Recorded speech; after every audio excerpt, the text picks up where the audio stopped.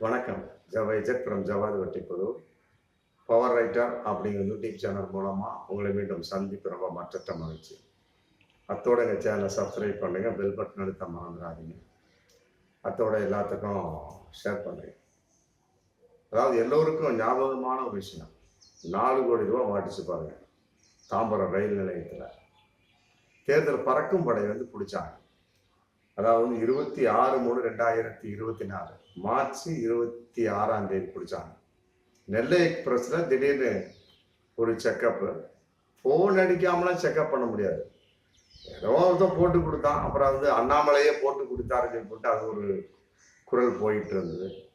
அப்புறம் நயினார் நாகேந்திரனே சொன்னாங்க, இது யார் போட்டு கொடுத்தாங்க எனக்கு தெரியும், வரும் காலங்களில் அவங்கள சும்மா விட மாட்டேன் அப்படிங்கிற மாதிரி ஒரு தகவல் அன்னைக்கு போச்சு. எப்படியோ பிடிச்சது 4 கோடி ரூபா. பிடிச்ச வகையில் ஒரு 4 பேர் மாட்டுறாங்க. அந்த 4 பேர் யார் அப்படின்னு கேட்டால், அது நயினார் நாகேந்திரனுக்கு சொந்தமான ஹோட்டல் மேனேஜர் ப்ளஸ் ஒரு 3 பேர் மாட்டுறாங்க. மாட்டின சமயத்தில் அப்புறம் போலீஸ் விசாரணை பண்ணுவாங்க. ஆமாம், எல்லாருக்கும் தெரிஞ்ச ஞாபகமான விஷயமா தான் இருக்கும். போலீஸ் விசாரணை பண்ணக்கூடிய சமயத்தில் இது வந்து இப்போ போட்டியிடக்கூடிய நெல்லை தொகுதியில் போட்டியிடக்கூடிய நயினார் நாகேந்திரனுக்கு நாங்கள் எடுத்துட்டு போயிட்டு இருக்கோம் இந்த 4 கோடி ரூபாயை அப்படின்னு போட்டு வாக்குமூலம் கொடுத்துட்றாங்க. அப்புறம் என்ன பண்ண முடியும், போலீஸார் வந்து வழக்கு பதிவு செய்து அப்புறம் உள்ளூர் இல்லாமல் சிபிசிஐடிக்கு தமிழக அரசு அதை கேஸை மாற்றுது. மாற்றின வகையில் அப்புறம் ஒவ்வொருத்தர்களாக கூப்பிட்டு விசாரிப்பாங்க. இது வரைக்கும் 15 பேரை வந்து விசாரிச்சிருக்கிறாங்க. அதில் மெயின் வந்து சதீஷ் அப்படிங்கிற ஹோட்டல் மேனேஜர், அவர் தலைமையில் தான் 3 பேர், மொத்தம் 4 பேர். அப்புறம் அது இல்லாமல் நயினார் நாகேந்திரனை வந்து ஒரு 8 மணி நேரம் விசாரித்தாங்க. அதாவது வந்து 16/7/2024 நயினார் நாகேந்திரன் 8 மணி நேரம் விசாரித்தாங்க. மற்றபடி ஆர்எஸ்எஸ் பிரமுகர் கேசவ விநாயகம், அப்புறம் ஏகப்பட்ட பேர் இருக்காங்க, பாலாஜி, கிஷோர், எஸ்ஆர் சேகர் அவர் பொருளாளர், இந்த மாதிரி ஏகப்பட்ட பேர் சொல்லிட்டு ஒரு 15-16 பேர்த்துக்கு விசாரித்தாங்க. விசாரிச்ச வகையில் எல்லாரும் சொல்லிட்டாங்க, அது எங்களுடைய பணம் இல்லை, எங்களுடைய பணம் இல்லை, எங்களுடைய பணம் இல்லை. அப்ப யாருடைய பணம் அது? அவங்க சொன்ன வகையில் அது நயினார் நாகேந்திரனுக்கு தேர்தல் செலவுக்காக கொண்டு செல்கின்றோம் அப்படின்னு கூட சொன்னாங்க. நயினார் நாகேந்திரன் அது என்னுடைய பணம் இல்லை அப்படிங்கிறாரு. ஆனா பிடிபட்ட 4 பேர் வந்து அவருடைய ஹோட்டலுக்கு வேலை செய்யறவங்க, மேனேஜர். அது எப்படி அவங்க வந்து வேற ஆளா போக முடியும்? அவருடைய ஹோட்டல்ல வேலை செய்யறவங்க பிடிபடுறாங்க. பிடிப்பட்ட வகையில் வாக்குமூலம் கொடுக்குறாங்க. இது நயினார் நாகேந்திரனுக்கு அவருக்காக கொண்டு போயிட்டு இருக்காங்க தேர்தல் செலவுக்கு அப்படின்னு போட்டு அவருக்காக கொண்டு போயிட்டு ஹோட்டலில் சம்பாதித்த காசு இப்படி கொண்டு போயிட்டு இருக்கிறாங்க. Right, okay. இப்படி போயிட்டு இருக்க சமயத்தில் அப்புறம் எவ்வளவு விசாரிச்சு இது வரைக்கும் கண்டுபிடிக்க முடியாத ஒரு சூழலாவோட இருந்துட்டு இருக்கு. அப்புறம் திடீர்னு வந்து ஈரோட்ல இருந்து ஒரு குரல் வந்தது. ஈரோட்ல வந்து முஸ்தபா அப்படிங்கிறவர் வந்து சொன்னார், இது என்னுடைய பணம்ங்க அப்படின்னா. ஆமா, என்ன அப்படின்னு பார்க்கக்கூடிய சமயம், நான் வந்து பேண்ட்ரி கார் ஒவ்வொரு ரயில் நடத்திட்டு வருவேன், அதுல சம்பாரிச்ச காசுங்க, அதனால இந்த 4 கோடி ரூபாய் என்னுடையது அப்படின்னு சொல்லிட்டு அவரு சொல்றாரு. அப்புறம் போலீஸ் சிபிசிஐடி விட மாட்டாங்க. 30/7/2024 அவரை வந்து ஒரு 10 மணி நேரம் விசாரிக்கிறாங்க. கஸ்டடியில் வச்சு 10 மணி விசாரிக்கக்கூடிய சமயத்துல ஒரு பலவிதமான தகவல் சொல்றாரு. தகவல் சொல்லக்கூடிய சமயத்துல அப்புறம் என்னதான் இருந்தா போலீஸார் வந்து சொன்னவொன்னே ஏத்துக்க மாட்டாங்க. ஆதாரம் இருக்கான்னு கேட்பாங்க. உங்களுடைய கணக்கு வழக்கு, மற்றபடி வந்து பேண்ட்டு என்னென்ன சம்பாதிச்சேன் அதனுடைய கணக்கு வழக்கு எல்லாத்தையும் கொண்டு வா அப்படின்னாங்க. பார்க்கக்கூடிய சமயத்துல எதுலையுமே எந்த ஒரு டச்சுமே இல்லை. இந்த 4 கோடி ரூபாய் எடுத்ததுக்கு உண்டான ஆதாரமோ, 4 கோடி ரூபாய் சம்பாதித்ததுக்கு உண்டான ஆதாரமோ, 4 கோடி ரூபாய் வந்து ஒரு மனுஷன் வந்து ஒரு இடத்துல குறிப்பிட்டு சேர்த்தே வச்சுட்டு இருக்க முடியாது. அப்படியே வச்சாலும் வந்து 10 ரூபா, 20 ரூபா, 50 ரூபா நோட்டா தான் இருக்கும். ஆனா பிடிபட்டது எல்லாம் வந்து ஒரே கரெக்டான நோட்டு அப்படிங்கிறதுல பேங்க்ல இருந்து தான் எடுத்துருக்கணும். இந்த பேங்க்ல இருந்து எடுக்கக்கூடிய சமயத்தில் இருந்தா கூட அதுல வந்து அந்த பேங்கினுடைய அந்த இது வச்சிருப்பாங்க, ஸ்லிப்பு வச்சிருப்பாங்க. அந்த ஸ்லிப்பும் கிடையாது.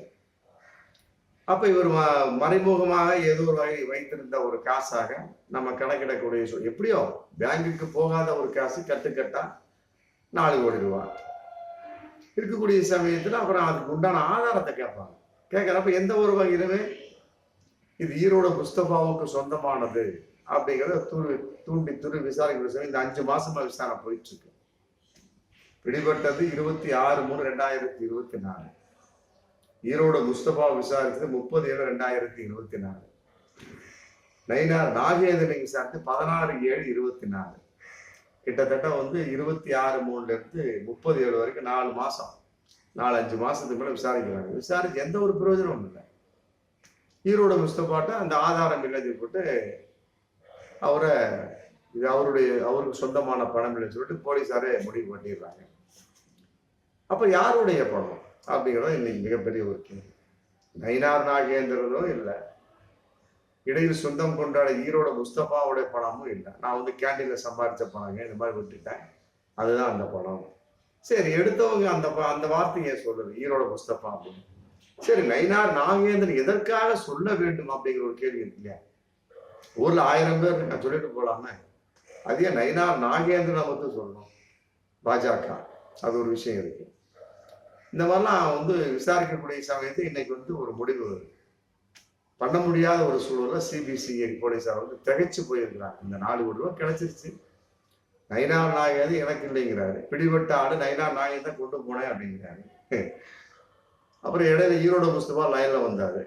பார்த்தா அப்படின்னா அதுக்குண்டான ஆதாரம் எதுவுமே இல்லை. இவரா சொல்றாரு, இல்ல அப்படி இருக்கலாம், இவரா சொல்லி இது எங்களுடைய படங்கிற கான்செப்ட்ல ஏதோ ஒரு கணக்குக்கு இல்லை இந்த மாதிரி ஏதோ சொல்லி அந்த பணத்தை பிடுங்கி கொண்டு செல்லலாம் அப்படிங்கிற கான்செப்டா, இல்லை இது நயினார் நாகேந்திரனுடைய தூண்டுதலா, இல்லை வேறு பாஜக நபருடைய தூண்டுதலா, இல்லை வேறு கட்சியிலிருந்து கொண்டு செல்லப்பட்டதா, இல்லை மத்திய பாஜக பகிர்ந்து அடிச்சாங்க, சிசி அடிப்பாங்க அந்த பணமா, இது வரைக்கும் கண்டுபிடிக்க முடியாத ஒரு சூழலா இன்னைக்கு போயிட்டு இருக்கு. அதே நேரத்தில் ஈரோடு முஸ்தபா எதற்காக ஒரு தனக்கு உரியது அப்படின்னு ஒரு சொந்தம் கொண்டாட வேண்டும் அப்படிங்கிற கேள்வி இன்னைக்கு வந்தாச்சு. அதனால ஈரோடு முஸ்தபா விடமாட்டாங்க, தூண்டி தூண்டி விசாரிச்சுட்டு இருக்காங்க. அவருடைய கணக்கு வழக்கு மற்ற சோர்ஸ் எல்லாத்தையும் தோண்டின வகையில் அதுக்குன்னா ஆதாரம் இல்லை. அப்படி இல்லாவிட்டாலுமே இவரை யார் தூண்டியது, இவருக்கு பின்புலம் யார், இவ்வாறு தூண்ட சொன்னது யார், இந்த மாதிரி கேளுப்பா நீங்க நாளை பங்கிட்டுக்கலாம்னு சொன்னாங்களா அப்படிங்கிற மாதிரி பலவிதமான கேள்விகள். அதனால செல்போன் ஆராய்ச்சிக்கு இன்னைக்கு போலீஸார் போயிருக்காங்க. செல்போன் ஆராய்ச்சி, செல்போனை கேட்கக்கூடிய சமயத்தில் வாய்ஸ் யார்கிட்ட அப்படின்னு நான் பேசுறது கட்டாயம் தெரிஞ்சு போயிருக்கேன். இது ஆல்ரெடி முதல்ல செஞ்சிருந்தா அப்படின்னம்னா நான் அது சம்பந்தப்பட்ட விஷயத்தை டக்கு டக்கு பிடிச்சி போட்டுட்டே இருக்கலாமே. அதனால இன்னைக்கு தான் சிபிசிஐடி போலீஸார் வந்திருக்கிறாங்க. செல்போன் ஃபுல் விசாரணை, யார் யார்கிட்ட இவர் பேசுனாரு, அந்த 4 கோடிக்கு யாரு, நீ தான் போட்டு சுப்பாக சொல்லுப்பாமா பின்னாடி பாத்துக்கலாம் அப்படின்னு சொன்னாங்களா, இல்லை ஒரு ஆதாரம் இல்லாம சேர்த்து வச்ச பணமா, அப்படியே இருந்தா நயினார் நாகேந்திரன் பேரை அவங்க அந்த 4 பேர் கும்பல் ஏன் பயன்படுத்த வேண்டும்? அப்படியே செல்போன்ல மாட்டினாலும் கூட ஈரோடு முஸ்தபா ஏன் சொல்லவில்லை அப்படிங்கிற ஒரு கேள்வி இருக்கு.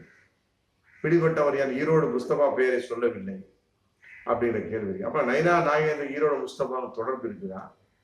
இந்த மாதிரி டாலர் மில்லியன் கேள்வி இன்னைக்கு வரைக்கும் அதுக்கு விடிகாலம் இல்லை.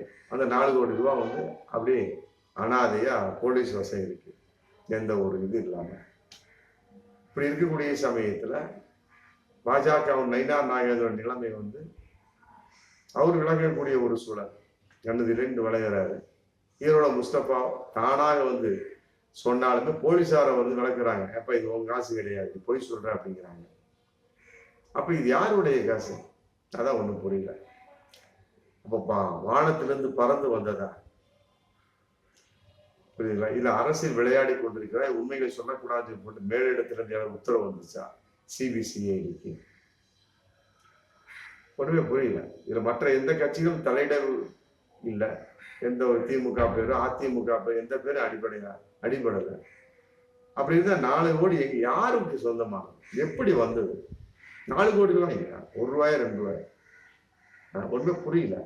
சிபிசிஐடி துருவி விசாரித்தவங்க கூட இன்னும் கண்டுபிடிக்க முடியாது இருக்கிறாங்க அப்படின்னா மற்றவங்க எப்படி கண்டுபிடிக்க முடியும்?